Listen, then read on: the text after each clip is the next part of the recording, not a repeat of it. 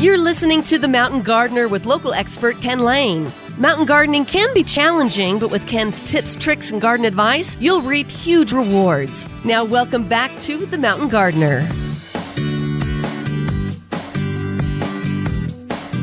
And welcome. You have tuned into The Mountain Gardener. This is your host, Ken Lane. We've been doing this a lot of years together. We just share about the cycles. What's going on in your landscape here in the mountains of Arizona? And a lot of our content, the garden advice that we get at the higher elevations, none of it's coming from here. It's beamed in through HGTV or East Coast or Midwest, where most of the production of garden content comes from. Books are written from there, the shows, the radio, from over there. Of course, that's where all the bodies are. From Washington, D.C., north to Boston, hook it over to Chicago, and all of a sudden you've got most of the country's people live there. And if you're going to create a book, you want to write for them, not for the how many people live in northern Arizona? 500,000, maybe? And there's just no one up here. And so that's why we live here. We get to be more secluded. We can go into the forest and not have to bump into people. So we get some space. We can breathe. The elevation is just, the air is cleaner, brighter, the pace is lower. And that's why we love the mountains of Arizona. And so if we do get some garden content that's from Arizona, it's usually from Phoenix or Tucson. So Tucson, because our university agriculture school is U of A, go Wildcats. And all the bodies and all the students go to school at ASU or Phoenix, a metro area. And so that's where the TV stations are. And so you get these news outbreaks that kind of go, hey, and here's how to grow pomegranates, or here's how to prune your palm tree. The second you hear palm tree in the content, you know it's not for you if you live up in the mountains.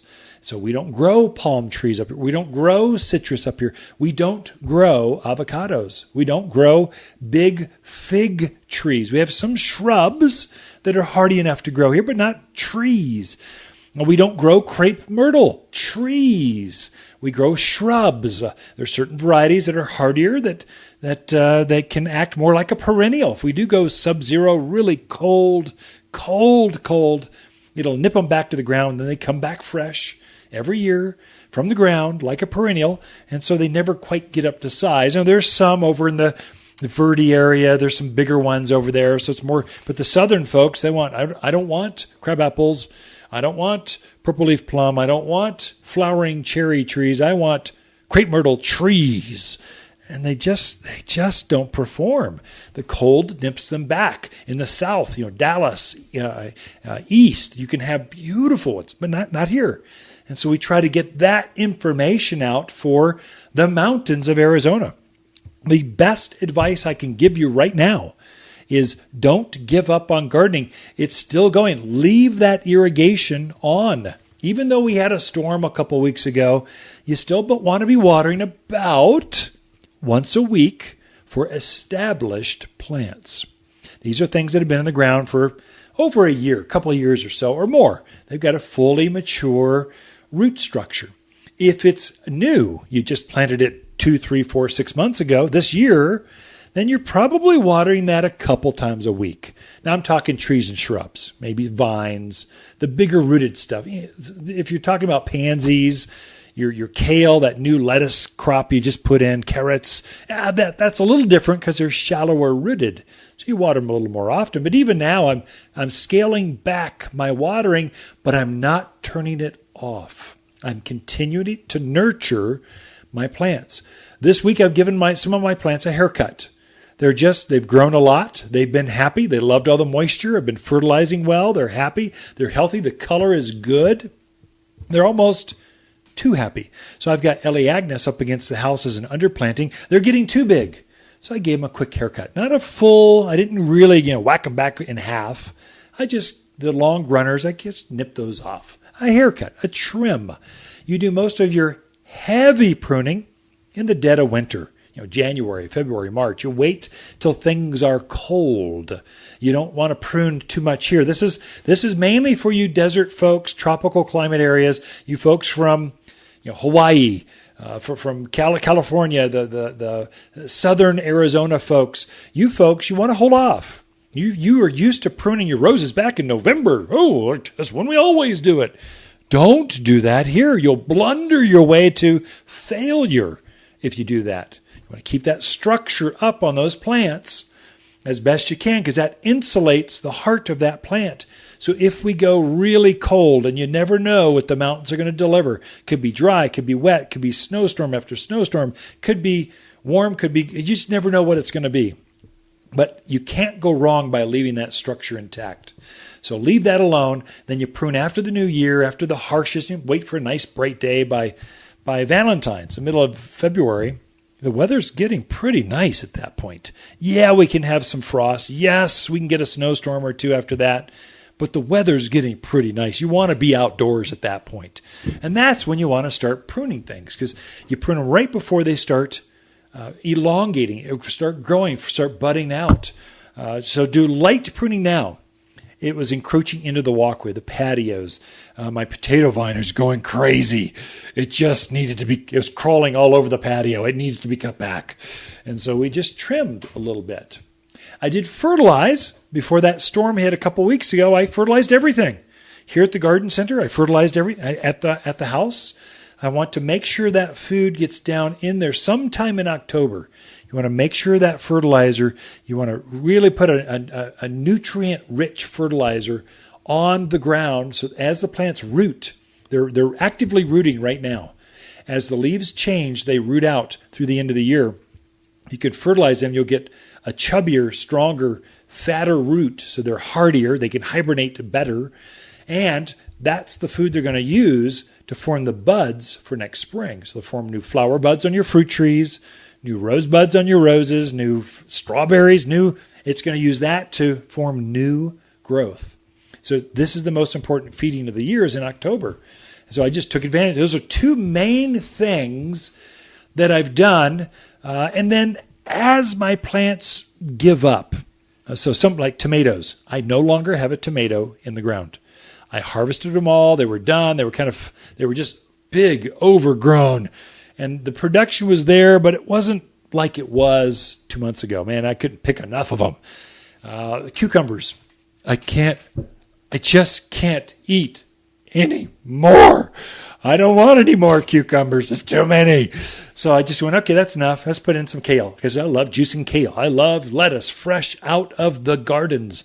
Oh, it's so good. My mouth's just watering thinking about it. Oh, man, radishes you can put in now, and they'll grow. If you just had a little bit of garden space, a few seed, and all of a sudden you've got this beautiful crop of broccoli for Thanksgiving dinner, Brussels sprouts for Christmas dinner. You can have that. The season is so long, growing cycle so long here in the mountains. You just have to know, what is my cycle? So your cycle is in March, you've got a whole planting season of cool season things. Mother's Day typically is all your summer things. That's when you put your tomatoes or your zinnias or your geraniums in. And then right now you're starting to plant another cool season like you would in March. It's another cool season, planting season. And then by then you're just tired and you don't want to do it anymore. And so you wait a month or two and you get your seed catalogs around Christmas, the new year. Then you start to dream. Then you've been inside too long. You can't eat any more cookies and sip tea. You just want to be outside. And then you order some seed, or you get a few starts and you start all over again, usually about March 1. And that's kind of the cycle that we deal with. Now, that can vary a little bit. You folks down the lower elevations, the Kingmans, the Cottonwoods, the Camp Verdes, Sedonas, you're at a lower elevation, Skull Valley, Kirkland, those hillside, those are a little lower. Maybe you start a couple weeks earlier. But the same cycle holds. If you're at the higher elevations of Williams and Flagstaff and Pinetop Lakeside, and maybe it starts at Memorial Day instead of Mother's Day, a couple weeks later. But the cycle is basically the same. You got a cool season, a summer season, and a fall planting cool season. So if you do that, you can have flowers virtually year-round. You can have edibles virtually year-round. And that's what we're going to go deep in. I've got a lot of animal-resistant plant advice for this show, so don't change the channel. We'll be right back. You're listening to local garden expert Ken Lane, also known as the Mountain Gardener. Ken can be found throughout the week at Waters Garden Center in Prescott. Listen each week as he answers timely garden questions unique to mountain landscapes. Hi, Lisa with the plants of the week and our Coral Queen Kale. This unusual plant has deeply serrated foliage with deep green outer leaves and a very dark crimson center. She is definitely the queen of the autumn garden. This crop has huge feathery leaves that form large heads the size of beach balls. Very, very pretty and all for under $10. Waters Garden Center, the place where people who love very pretty plants, they love to shop. You know how to find us. Hi, Lisa with the plants of the week and her Ivory Feathers Pampas grass. The most majestic of all grasses, this dwarf variety grows only 5 feet, making it easier to care for. In feathery bloom now with long ivory plumes held tall above the flowing green foliage. At $39, this perfect pampas grass is ready for fall planting while supplies last. Only grown here at Waters Garden Center, the place where people who love ivory feathered grasses, they love to shop. You know where to find us. You're listening to The Mountain Gardener with local expert Ken Lane. Mountain gardening can be challenging, but with Ken's tips, tricks, and garden advice, you'll reap huge rewards. Now welcome back to The Mountain Gardener. And we are in the studio with Lisa Waters Lane. She comes each week. Not that I do actually like hanging out in small spaces with you. It's kind of fun, but not too small. But also, we just had the garden. I like what's in your brain. Just that garden info, trying to help get that out into the community. I think you are more of an artist than I am, and you bring those colors and textures and things together, sometimes eclectically, sometimes we call that country garden or anyway, it's just beautiful. Our front yard's beautiful because of you. It is. Looks fabulous right now, too. It's so fun to go out there with a little bit cooler temperatures. You can go out and enjoy it in the afternoon. It's beautiful. I like the summer. I know. You're a lizard. My feet are cold already. I'm ready to turn the floors on so they heat back up. So, yeah, but the windows you're wearing are still shorts. That's true. I hate giving up my shorts because I love summer. The guys at Rotary were giving me grief because I'm the only guy last week with shorts on. I probably shouldn't go to a business meeting like that, but that's how I work. It's where I live. That's it's what I true. do. So I'm not changing just to go to a Rotary gathering. They're giving me grief because I still got shorts on. So anyway, that's fun. Thank you all. Well, you have the legs for it. So, yeah. Well, thank you, dear. That's called biking to work that is consistently. true. We raced this morning, didn't we? We did, and you won. I won. SUV thing. But I tried. You did. You were pedaling your little heart out. Every shortcut I could find, I was trying to keep up. Anyway, we live about 10 minutes away from the house, from the garden center, maybe 15, 12 minutes. We're very close. We live in town. Our business is in town. It's kind of nice. It is nice. Yep. Short commute. I love it. Yeah, we had a corporate move in California, Sacramento. We lived in Folsom, Roseville, or one of our kids was born in Roseville. And that was a killer commute. I mean, just 30 miles away. Traffic is horrible. Why anyone would want to work in a big city? We came home. I just couldn't take it anymore. It was so rough. now we're real close. Yes, we love it. So this is garden questions, though, right? So you want some questions? Well, we ought to get some garden content out there. Just otherwise, people tune out going, they're babbling on again. Well, here's one for you. Melody has a 3-year-old butterfly bush, quite large, been doing great. They went on vacation. They came back, and over half the bush has black leaves on it. Okay. And she's just like, what happened? Black leaves. Yeah. So it's not bugs. It's not blister beetles. Yep. Eating is not something eating the leaves. Just half of it went. So this got a disease or that rain that we had. It probably had a leaf spot of some sort, and help me out with this. So it's like basically someone just said, "Hey doc, my heart hurts. Why?" Well, there could be like 10 dozen reasons, but let's narrow this down. Yeah, it was tough because she sent me a picture because we have that online, our Yeah. Waters Garden Center. You can send a picture through on that. And it's sporadic all the way through. The only thing I could think of was like a bacterial or a fungal. I'm thinking that rain we had, it stayed so wet for a week straight. Mm-hmm. She had a few spores on the leaves that were there. Not a big deal. Didn't show up because it was so dry before that last storm hit. And then we had so much rain, so much humidity. Even now it's humid that leaf spot just went, okay, we're taking over this entire leaf. Yeah. Vroom. And so what do? We've got a spray here at the garden center, no matter what it is. It's called Revitalize. It's an organic fungal control. What it does is ups the game of the plant and gets their antibiotics. When the structure of the plant just makes them tougher, better. That Revitalize can only help. It cannot hurt. It'll make for a stronger plant no matter what. But you might also dig around because it could be, if it's just on half of the plant, it could actually be something in the ground. Gophers, we're getting into the obscure. Right. Grubs have been bad. So a white worm eating part of the roots off. You get pressure on the roots. That top half, whatever side they're eating on, will show the stress. And so you might poke around in that ground, just see what's underneath at the root zone. And if you see anything funny, that's probably it. Because if you see one grub, there's probably hundreds putting pressure on this, surrounding that root ball. If you see one gopher hole, you've got a whole family there eating this. And so it's serious. It can spread and really kill the plant if you're not careful. Right. So it's a 3-year-old plant. It's fully mature. You don't want to stress it out too much. Yeah. Best thing you can do now, fertilize it just to make it more robust for next spring. I would say when you cut it back, because probably it needs to be trimmed, 3 years old, I would say clean up as much of the debris as you can and don't let those leaves gather underneath that butterfly bush, because if it is diseased, birds will be around there next spring pecking around, and as the new leaves come out, the birds will peck around, get that spore on their feet, jump back up on the butterfly bush, and it instantly propagates itself again, and you're in this vicious cycle. So cleanliness, very important. Revitalize for leaf spot, and then fertilize, and then check around to see what else is underneath that. And fertilize with the all-purpose plant food. That's what blooming things really, really like. Evergreens really like that food, and it's available here at Waters Garden Center, of course. Of course.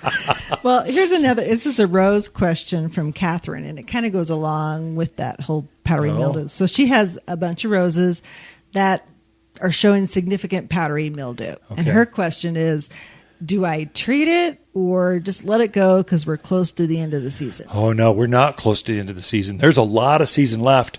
Our roses were in bud through December. I mean, you had red buds on there. Okay, they weren't in bloom, but through November they did. So you got every bit of a month to month and a half left. So the powdery mildew you have can easily get completely out of control by the end of the year. And those disease things, they like it cool night, bright day.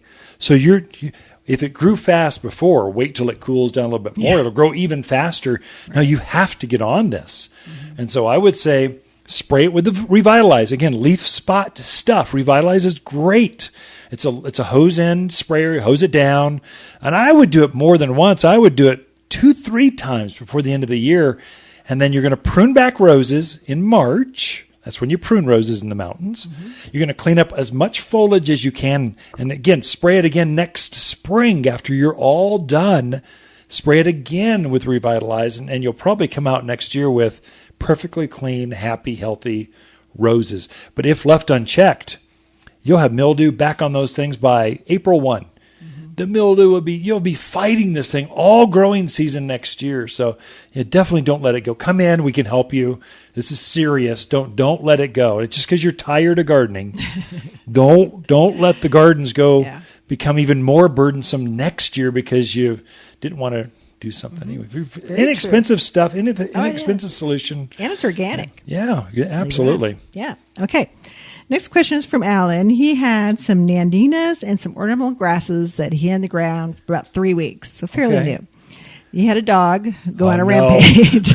Oh, no. Have we heard this before? Go ahead, continue. So they're kind of, some are dug up, some are chewed up.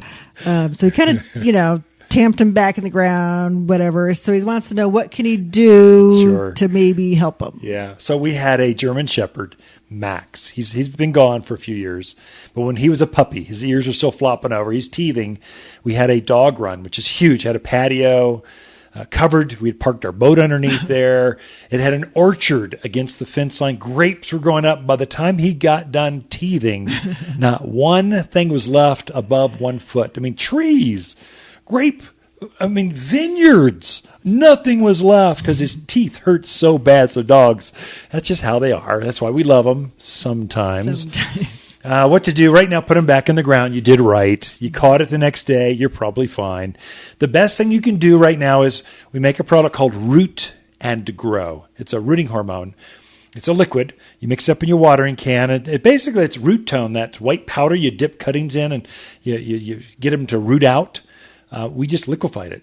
And so you pour this Root and Grow around that distress. They are stressed. It'll help mitigate the stress, help it to reroot those broken roots, and help it to force new leaves coming out. Probably even before spring, even before the end of this year arrives. It'll probably have more roots and more leaves. Mm-hmm. I'd give it Root and Grow every couple of weeks until you see it definitely stabilize, going, oh, it's happy. We made it. Then I'd cut it off of all of that. But that's Root and Grow is your best defense right now for that kind of plant. Thanks so much, folks. We'll be right back with more Ken and Lisa Lane and the Mountain Gardeners.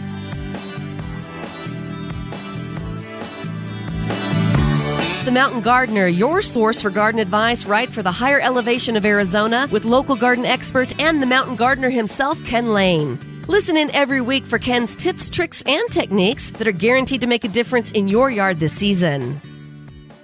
Hi, Lisa with the plants of the week and our red wall creeping vine. It's said good fences make good neighbors, but fences can be downright ugly. This rich green climber is turning fire engine red through October with blue accent fruit. It's really pretty. And very fast growing, and when planted at 8-foot intervals, covers a boring fence within a season.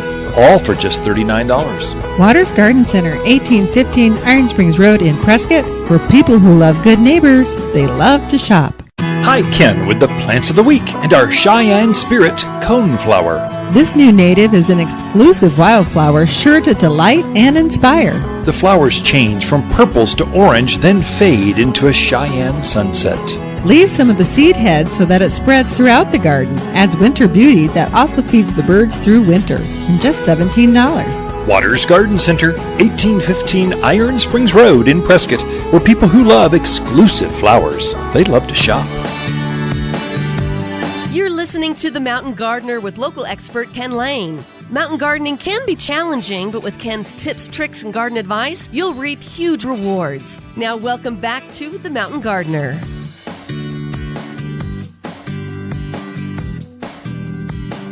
So here's a little trick I learned down in Skull Valley. So I raised my family. Lisa and I raised our kids in Skull Valley, a little tiny ranch town about 15 miles north of Prescott. So in between, just before Kirkland, that area. So it's in that area. It's beautiful ranch land. We lived right on Kirkland Creek. The kids could roam. We are on 10 acres surrounded by nothing but ranch. We could see no one near our house. It was disconcerting sometimes because kids would go and you're going, I wonder where they're at. I have no idea. I wonder if they're safe. I have no idea. But they always had Max, the German Shepherd, and Baja, the Chocolate Lab. And wherever those kids went, they were right there. And so you always had confidence. They would chase the cattle away. But there we had elk and we had deer, thick. Lots of them. We also had mountain lions and bears and everything else. So everything you could think of was there. Pack rats to squirrels to rabbits to deer, everything was there. And so I learned a few tricks. And one, I had the deer come in and they were peeling the bark off of my walnut. So I had a Carpathian walnut, a soft-shared walnut. Ones you're seeing show up at the grocery store now, all those nuts, a great big walnut. It was that. We had pecans. And so the walnuts, the deer took a fancy to, and sometimes they'll do this to aspens. Sometimes they'll do this to any fruit tree, especially apples and pears. Oh, that's their favorite. They'll go in and they'll rub their antlers on the bark, and then they'll start peeling off the bark. Underneath the bark, certain trees taste very sweet. And so after all that nutrient, moisture, and taste, that sweet taste underneath the bark, this was very frustrating. This walnut was quite large, and I did not want the deer to kill it or girdle it if they peel off the bark too much. What I did, and this is not in any book, you're not going to see this on any website, this is just you and me talking over the airwaves, and this is what worked in my own backyard to keep the deer off. I'm going, how am I going to do this? What I did is I took some bird netting. Follow me with this. Some black plastic bird netting, 1-inch squares. You use it to cover fruit trees. I had it. It was right there. I went, I wonder if I loosely wrap this around the trunk and staple gun it to the bark and just let this netting kind of float around this bark where they were eating. I wonder if this would keep them off. And boy, did it ever work. They didn't try to touch that thing once after I put that on there. I just didn't know what to do with this. I didn't wrap it real tight. I just loosely let it 2-3 times around, went around, took virtually no netting, staple gunned it, which you'd think would hurt a tree, but trees don't even feel that and I shaved off the rest. And they never came back to that tree to peel the bark off. I think that same exact technique could work for apples, your aspens, willows. They're after cottonwoods. There's certain things they really like. But if you've got deer pressure coming after your trees trying to peel that bark off, don't let them do that because they can kill off that trunk. I think it might even work for porcupine. So if you see bark peeling off real low to the ground, usually in the first foot or so, there's a porcupines that roam around only at night. They're nocturnal. They'll come in, they'll just sit right in front of a tree. They love fruit trees, and peel off the bark. They'll do that to elms I've seen. Sometimes they'll get up into the crotch of the tree. They'll crawl the tree, sit down on a main branch, and just sit there, and you'll see the bark peeled off right where this branch was coming off.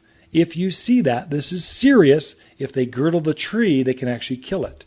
And so I think you could do the same thing by just loosely, very loosely wrapping that bird netting around that. Probably deer netting, probably any kind of netting would work. I didn't want it to be obvious. I wanted it to blend into the landscape so it didn't look like, what do you do there? You wrap toilet paper around his trunk. What's going on? It looks funny. The black, you hardly even see. It doesn't even show up. And so if you get a lot of bark peeling off of that tree, then you want to come in and talk to us, and we'll show you how to clean it up. It's like a wound. You want to clean it up. You can't really stitch it or sew it or put staples into it, but you can actually clean up the wound, spray it with some black pruning paint, and then wrap it. And that will basically help the tree heal over, keep the insects out of that cut or out of that wound where the bark was being peeled off. We can help you with that. We can go deep with that because we see it so often. And so that's something that happens. Here's another little one I found in my lawn. I had little tiny cone-shaped holes in the lawn. I'm going, what the heck is going on? What is eating my lawn? And so it's perfect little cones. It'd be like a dozen of them over this little section of the grass. I'm going, what the heck I've seen this in gardens. So little tiny holes. It almost looks like I don't know how to describe it. Just a cone shape in the dirt. And I found out that was skunk. They were going after the grubs in my lawn. And so they could smell that grub. They know where it is. They take their little tiny paws, and dig open. They make that little tiny cone shape in the ground, find the grub, sip it up, and go, yummy. Where's another one? So I had all these little dozens of little cones that would come back every night and make more of them. I put a grub killer down over the lawn or that garden area, killed off the lawns. Skunks didn't have a food source. They went away and never caused me problems again. It's those kinds of things you need to adapt to in the mountains of Arizona. We got more. Be right back.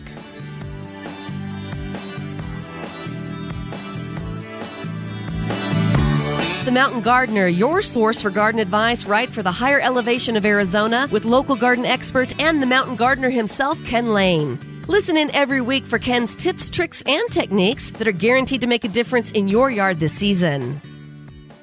Hi, Ken with the Plants of the Week and our fire alarm, Red Mums. With a name like Fire Alarm, you'd expect large red blooms that take a fire hose to put the glowing petals out. Just provide a little garden soil for a flaming red that will last and last. But wait, there's more. This fire alarm mom comes back again for even bigger show next year and just $3.99. Waters Garden Center, 1815 Iron Springs Road in Prescott, where people who love red mums, they love to shop. Hi, Waters with the plants of the week and our Regal Petticoat Maple. If you love maples but want superior leaf color, then this is your shade tree. Regal maple leaves are glossy green on top with a velvety purple underside. Through autumn, the petticoat leaves turn gold on top and red on the bottom side. I mean, wow! This is a great shade tree for just $99. Waters Garden Center, 1815 Iron Springs Road in Prescott, where people who love Regal maples, they love to shop. And we are back in the studio with Lisa Waters Lane. She comes and just shares her garden, her perspective on gardening. We need a different perspective than mine. Well, I usually have it. So Lisa and I, just so you know, we've been married 32 years. Going on 32. 31 point. Anyway, a long time.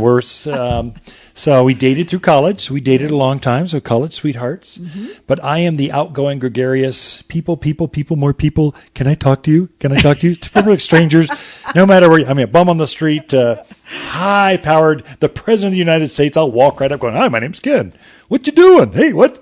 And you are the complete and utter opposite. That is true. The introvert extraordinaire. Mm-hmm. You're not going to talk to anyone until you are in your inner circle, and then it's like nonstop friendships. And I talk to customers all day long. Well, the customers, that's true. But kids and I joke that you would talk to a lamppost. It wasn't even around time. That's probably true, but only if I hadn't talked to anyone for a couple of days. I do talk in my head sometimes. No, I don't. Yes, I do. No, just kidding.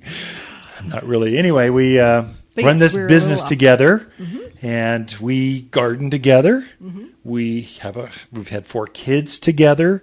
They're now all launched, and so you kind of run the garden center. You are the general manager. You order all the stuff. I never look at farms, or we'll go tour them together, but I don't look at the avail list.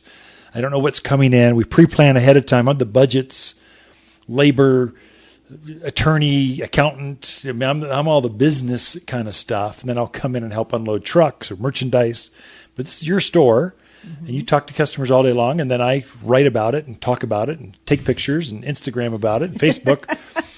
You do the stuff I hate. Social media stuff. Yeah, I don't even like attorneys. I don't even like the accountant. I don't like going in. I'd rather go talk to our accountant. Our accountant's great. Our attorney's awesome, but it's not fun. I mean, hey, let's look at this contract. That's not fun. Let's read 20-page whatever and sign 10 times. That's never fun for anyone. But you need to do it in business. You just have to do it. So 57 years we've been in business. Mm-hmm. Second generation that is right. Owners. So your dad, Harold Waters, started Waters Garden Center. So that's kind of our angle. So our family, when we tour, we go out of town, we look at plants. We do. We go to botanical gardens. We love botanical gardens.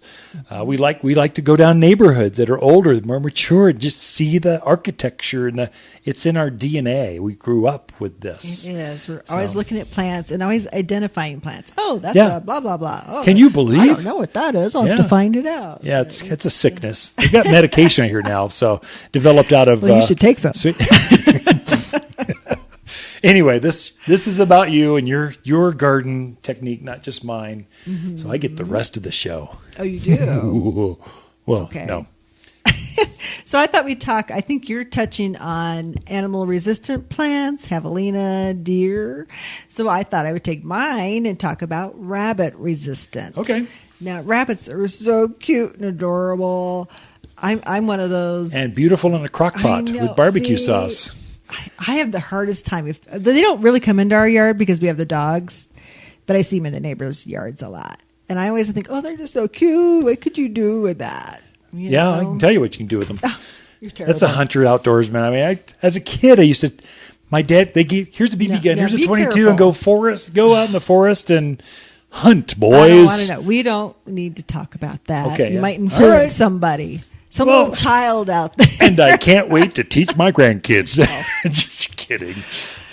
But anyway, so if you don't mind the bunnies in your yard, you can definitely put some plants in that they're not going to bother with. Yeah, that's good. They're Good. pretty much True. going to ignore. So if you don't want to fight the bunnies, plants that you could put in, some nice of the shrubs that you can put in are cotoneaster. Yep. Now, within that family of cotoneaster, there's a bazillion different heights and colors and widths. So there's a lot that goes into that. From the Parnii clusterberry, which is the red berried one that gets, 6 foot tall? Maybe even taller. When we screened our propane tank, it grew up to 8 feet or so. It's a big boy. It's a nice one. Nice evergreen. Bunnies will leave it alone. It's just a good hardy plant for here. It does quite nicely. And then if you're looking for ground covers, there's Coral Beauty, there's Eichholz, there's a gray leaf one out there that I really like. It's just pretty because it's got a little bit different color than just the green. Yeah. So those they fit a variety of needs for people. We've got some that are native. So the gray leaf, that's a native here, grows wild. So we've got that. You can plant it if you're a xeriscape kind of person, or we've got the green varieties. There's probably 4 or 5 different types of cotoneaster out there. It's kind of like Nandina. You got so many varieties to pick from. Right, which was my next plant, is Nandina. So you've got Nandina, standard Nandina, heavenly bamboo, easily 5 to 8 feet tall. Yep. You have Gulfstream and Sienna Sunrise. They get about 3 foot tall. And then if you're looking for something really low, the Harbor Dwarf stays, I think, 18 inches? Yeah, just about an ankle high. All great plants, super animal resistant, and beautiful color. They get a nice fall color to them usually as well. It's not evergreen. No. It's evergreen, but then it turns, the more sun, that heavenly bamboo. You should just mention that name for all our California folks. It's over there, heavenly bamboo. Everywhere else, Nandina. There it turns red. The more sun it's exposed to, the redder that it gets through the winter. And then it greens back up. Such a good plant for here. It's so lacy, so pretty. Puts red on top, white flowers, berries. It's got everything. And evergreen. And animals I agree. don't like it. Tough plant. And of course, I'm going to mention junipers, and people are just going to go, Oh, but if you want a tough plant, junipers are it. And there's a lot more than just the old green tam junipers that people planted by the dozens here in the 70s. One of my favorite is the Old Gold. I just love that one out in the yard. We have several in the backyard, and the new growth on it has that real pretty yellow on the tips of it. It just really stands out there in the yard. especially if you have a dark rock or something, real dark. Sometimes your yard can get too dark. We come from the Midwest where there's lots of lawns and weeds and grass and mowers. Then we come here and it's rock and it's dark and it's that gold color really shines out, and the gold doesn't fade. It gets brighter with age. Right. It's a great one for here. Nice one for here. Oregon Grape Holly is another terrific, and also for fall color. It just gives you beautiful fall color, but there's standard that gets about 5 foot tall, and then there's a compacta that gets about 3 foot tall. Real pretty plant. And that one puts on the berries too. It's yellow blooms in the spring. Absolutely gorgeous yellow blooms on it. And then it does kind of a purpley berry in the fall. If you're a bird gardener, tremendous plant. And native. It grows wild up in the mountains. So it's a good one. It's a companion plant. There's a ground cover one that grows. You could put a ground cover manzanita with that, and they'd be good companion plants. So there's a manzanita that grows on the ground, only ankle high, spreads out, evergreen, red bark, green leaf. It's a manzanita. Animals don't eat manzanita. It's perfect for here. Right. And you've got a lot of companions. If you really think it through, you can have some great choices. Oh, definitely. So the other one is the serviceberry. Is it serviceberry? What am I thinking? Yeah, Eleagnus. Is that what you're thinking of? Yeah. Silverberry. Silverberry. Yeah. I'm like, I know. There's serviceberry too. That'd be a good choice. Yeah, that both. would be true. Yeah. Yeah. So that's another one. There's one that's the standard green, and then there's one that's yellow and green, has the variegated to it. We have that in our front yard. Front yard and backyard. So we've got a real dark. It's dark. It's that variegated yellow. So pretty up against a dark cedar fence or up against cinder blocks, that kind of stuff. If you got a big wall or something, it's perfect. Bright sun. The more sun it gets, the hotter it gets, the happier it is. And for something that's blooming, I would look at the potentias, Good. autumn sage, rosemaries, lavenders. All of those things are really nice shrubs for here. And the bunnies just pop on by. They don't really look at them. You know what you and the team should do? What? You should put together just a segment of maybe some of those, just a bunny section. Yeah. Here, display just animal resistant, or maybe we can get a sticker to put on the sign in front of each one, like a little bunny or something. There's got to be some way to... A bunny with a red X through it? Yeah. There's got to be a way to delineate. We got the list. You can come in. It's free. Come get it. Yeah. But if we could show it off in the nursery as people walking around, and by the way, the nursery looks unbelievable. You and your team are just nice. Unbelievable people. Lots of really cool things in. Yeah. So if we could maybe show them off somehow, let's think that through for next week. Okay. Ken and Lisa Lane and the Mountain Gardeners. We will be right back. The Mountain Gardener, your source for garden advice right for the higher elevation of Arizona with local garden expert and the Mountain Gardener himself, Ken Lane. Listen in every week for Ken's tips, tricks, and techniques that are guaranteed to make a difference in your yard this season. Hi, Lisa here with the plants of the week and our sizzling summer daisy. This snow white daisy is a natural in the summer garden when tall white flowers are desired. Highbrow enough to use in estate settings or amassed into formal beds surrounded by boxwood for under $12. In entertainment areas, this sizzler literally leaps up under a full moon, easy to grow, and prefers planting during the monsoon. Waters Garden Center, 1815 Iron Springs Road in Prescott, where people who love summer daisies love to shop. Hi, Ken here with the plants of the week and our fragrant low sumac. The cute foliage is fragrant when brushed against and utterly detestable to wildlife of all kinds. A knee-high native that takes any abuse, loves wind, blistering hot sun, and rocky hillsides. At $39, this hardy shrub is ideal for owners of investment and commercial rentals. Waters Garden Center, 1815 Iron Springs Road in Prescott, where people who love native sumac, they love to shop. Let's talk about some plants that are absolutely immune to animal pressure. So there's some that are more than others. Now, plants adapt. They've adapted over the generations and generations of plants. For thousands and thousands of years, plants have been adapting, morphing. They're putting in chemicals in their sap so it tastes bad. So like euphorbias. No animal is ever going to mess with the euphorbia. It's related to a poinsettia.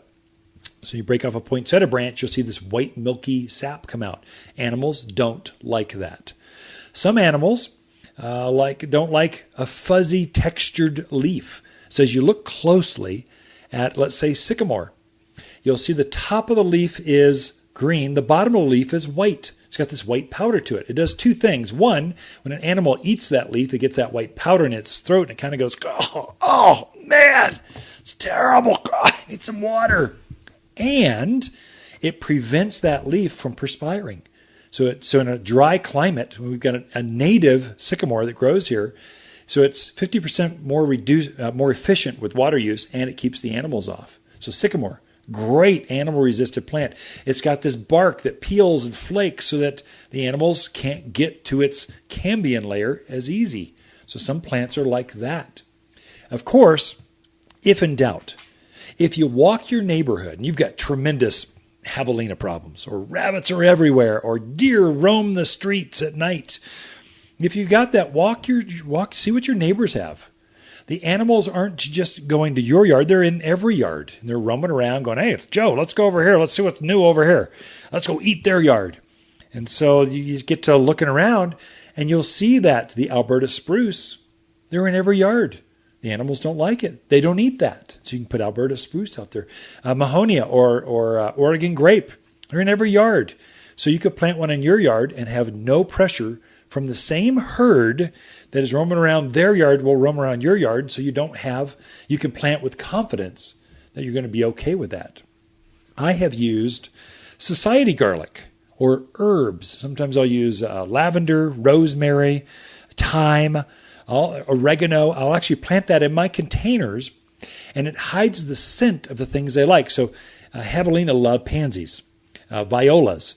They live for kale. Oh my gosh. If you got javelina, don't even bother with kale. They're going to go after it no matter what you do. But some things you can plant, you can hide the scent. They can't find it with an herb. I love society garlic, and so I plant some of those. It's pretty. Puts on this garlicky kind of scent to it, and the animals, they leave things alone in that pot, in that container, that part of the raised bed. So to use some techniques like that. Generally, animals don't like herbs of any sort. So rosemary does so well up here. Lavender. The only way you can kill lavender is if you water it too much. It'll collapse if you do. Otherwise, ignore it. It just grows and grows. Beautiful, evergreen, pretty purple flowers. It's just a great plant. I've got a thyme lawn growing. It's evergreen. It blooms in the summer. It's beautiful. My dogs even like it. They'll roll around. They come in the house smelling like thyme. Yeah, that's great. So you can use some of those little techniques and tricks, or use those plants to actually landscape with out in your own yard. Most of your natives, I can't say that. Prickly pear. Javelina eat prickly pear. Sometimes yuccas. The javelina will pull up the yucca and eat the root off. They don't like the plant. They just want the root. It's a starch, moisture, food source. And so if you see that, once they get rooted, they're fine. But at first, the animals look at your yard. This is their home, and they know when something is new in the yard. It's kind of like, where's Waldo? Only they find the plant. Instead of Waldo, they're looking up. There's something new. There it is. Let's go check it out. Hey, entire herd, follow me. We're going to check out this one new yucca. One new fruit tree. And they may or may not like it, but they're going to check it out, and they'll push and test and dig up and throw it aside and see they may not even want the plant. They just dig it up and throw it to the side. Go, I wonder what's down this hole. Why were they digging here? Why'd they put this plant here? What's going on? And so you got to train the herd of javelina or deer or whatever it is. You got to train them going, no, listen, guys, you've seen it, you've done it, it's been here, leave it alone, move to the neighbor's yard. We have had, you use herbs to hide the scent of certain things they like. They're now starting to make herbal repellents. They actually smell like mint or clove or rosemary. They make the oils, and you spritz the new plant that they might like with this heavy scented herb, and it's a repellent. And so the animal stopper we've got here at the garden center, making a granular, and they make it in a RTU, ready to use liquid. So you spray the foliage or you spray the ground where they're rooting around, and it keeps them out. It's highly, highly effective. And again, once they get used to it, they realize, I go over there. Every time I go over there, it tastes like rosemary. I don't like rosemary. I'm going to go over to the neighbor's yard and eat their stuff. That you want to train them to go over there, that over here, not so good. Or it's a stuff you really don't like. Your favorite smorgasbord is over there. And so you can train the herd to go elsewhere and take the pressure off of yourself. Every once in a while, I've got a wild javelina will come in, not the whole herd. I think it's just the big boar will come in and root around, check things out, and go, he eats up a few pansies and digs things up and then leaves. The damage isn't that bad, and I can recover pretty well. Right now, this is when they come in. The pumpkins are right out front as decorations, and they love pumpkins. It's their favorite thing. And so they'll come in and eat the pumpkins. And you can tell where the javelina herd have been up and down your street just by looking where the pumpkins have been destroyed. And so you want to watch that one. There's quite a few shrubs you can plant. Cotoneasters. Lisa's covered some of these. Pyracantha is actually very, very good. This is one your grandparents grew, but they grew it because it was so tough. It grew fast. It has pretty berries in the fall, orange or red. It's pretty white flowers in the spring, and animals don't eat it. Well, there you go. That's a good plant for the mountains of Arizona. I love, myself, Boston ivy. It's a native, Boston, Virginia creeper, they're both the same exact thing. I kind of prefer the color of Boston ivy. Kind of self-clings up a stucco wall or something, trellis. You can put those out there. They're starting to show their red fall color, but animals, they absolutely detest that particular plant. Again, it's the taste. They don't like that taste. So we've got some lists here at the garden center that can help you. I've got a javelina resistive list. And we always use the word resistive. We never use animal proof because some herds don't read the list and they'll kind of nibble on things, or things like deer. We've got a deer and rabbit resistive list. Deer have a stomach much like cattle do. It's a double stomach. They eat it, they digest it, and then it goes down further.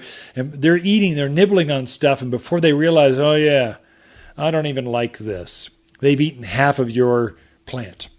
It's something they don't like. It's detestable, but they've eaten half of it before they go, oh yeah, I'll move on to the fruit trees. I love fruit trees.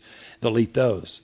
So you kind of want to, sometimes if you plant a new thing and you're really in the thick of it, you're right there butting up against the wildland interface, and you just have everything coming out of the forest to see what's up, or you're on the golf course and you know rabbits are going to be everywhere. It's like rabbits and snakes. They're all over the golf course.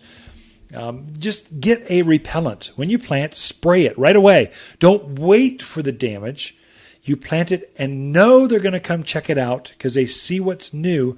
Just spritz it with a Repels-All or repellent kind of thing. Spray the foliage. When they come up and sniff it, they go, yuck, that's horrible.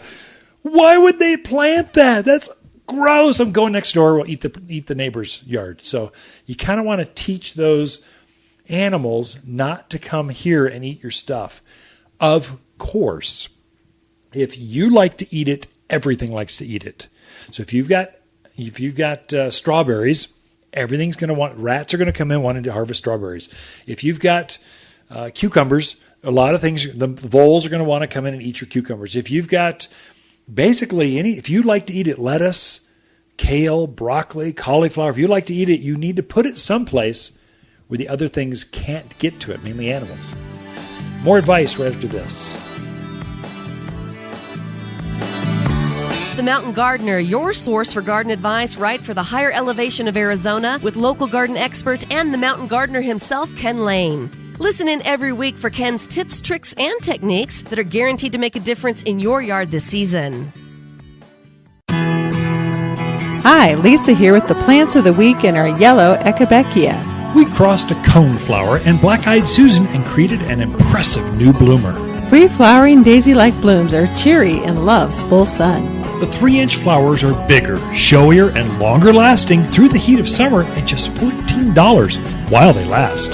You'll only find them at Waters Garden Center, 1815 Iron Springs Road in Prescott, where people who love new summer bloomers, they love to shop. Hi, Ken here with the plants of the week in our Goldfinger Potentia. A versatile knee-high shrub that charms with its cheery buttercup gold flowers. A truly hardy perennial that loves to bloom in the hot, dry spaces in the garden. With long fingers of fine foliage, it's an attention-getting foundation plant. Deer, javelina, rabbits, no problems. They don't like the flowers or the foliage, and just $14. Waters Garden Center, 1815 Iron Springs Road in Prescott, where people who love cheery summer shrubs, they love to shop. You're listening to The Mountain Gardener with local expert Ken Lane. Mountain gardening can be challenging, but with Ken's tips, tricks, and garden advice, you'll reap huge rewards. Now welcome back to The Mountain Gardener. Our largest load of evergreens for the year is coming next week. So I'm not sure what time we're trying to lock that thing down, but it's all the pine, all the spruce, some gorgeous deodar cedars, beautiful redwood. The tallest tree on the courthouse lawn here in Prescott is a redwood. There's one in the back. There might be two of them. I know one at least, and it towers above the elm trees by at least 40, 50 feet, and it's just getting started. And so that you can grow. They just came in. You can plant that now. This is the time. Beautiful, perfect shape of a Christmas tree, but it's a redwood. There's two varieties. There's one that's not hardy here. There's one that's hardy for the mountains of Arizona. We've got those two different sizes. And so we're seeing this influx of lots of evergreens. So the evergreen or conifers, if you're a true gardener, conifers are those things with a needle that stay green. That's a conifer. So that's they're coming in right now. So this will be a very busy week. If you called us at the end of this week, probably you'd have first dibs. Or I'm sure if you're following us on Instagram, Facebook, those social media aspects, Twitter, Tumblr, Flickr, all those things, you'll be in the know because I'll take a picture of them and go, hey, look how beautiful these are. They're cool. It's so exciting. So this week it was maples. Took a picture of the maple leaves coming up. put that through Instagram, through our Facebook feeds. So that's kind of fun. It's a great way for little businesses, the mom and pops. We can't compete. We don't have the ad budgets of a huge box or a mart. We have to use our personality, our longevity in the community, our friendships that we have at church or the soccer field, or our kids go to school together. We're using those, and social media helps us with that. No matter what you think about that, the next generation coming up love social media. And so do small business owners, most of us, because now it's a leverage. It's a way of evening even the playing field. So I might not have the ad budget. I don't have $1 million to spend, but I got some time and I got a personality, and I can take a picture of the new recipe or the crop or the new colored wall if I'm a painter, or the new door if I'm a realtor, if I'm something interesting, something not advertising. I never ever advertise on social media. This is about friendships. It's about social. It's about showing off something. If you're a gardener, you follow us because you're going, well, that's really neat. I like that. Where do I get that? And that alone enough is for us. I can take videos, stills, post them, and literally within an hour, people respond, talking about it, saying, hey, that's great, love it, or come in and buy it. So you know that it's here. The next garden class, we also have garden classes every single week, every Saturday. And so today it's on the best fall colored trees. So we just show them off, how to plant them. Next week, Lisa is going to teach container designs, winter gardening with pots in your yard with year-round color. She's going to show you how to put them together. And then October 27th, it's winter wellness, how to keep plants healthy through winter. Just what's that fall to-do list? What do you need to do to keep things, have them transition into the colder nights? So we're here to help you throughout the week. Come in and say hi, visit, say you heard the show. If you have some garden questions, bring a sample, take a photo, bring it in, and we can help you ID it. That's a real easy, real slick way. And technology is so easy to help folks anymore. The garden classes are all posted online, watersgardencenter.com. Imagine that. Very front, you'll see classes right there. So we're here to help you throughout the week. Ken and Lisa Lane, we're here throughout pretty much every day. One of us is here in Prescott at least. And it's well worth the drive. If you have not been to our place, it's awfully pretty. We've been voted the best garden center in the country more than once, in the state many times. But it's just a therapeutic escape from the digital world or from just society. Come in and just relax and enjoy the gardens here at Waters Garden Center.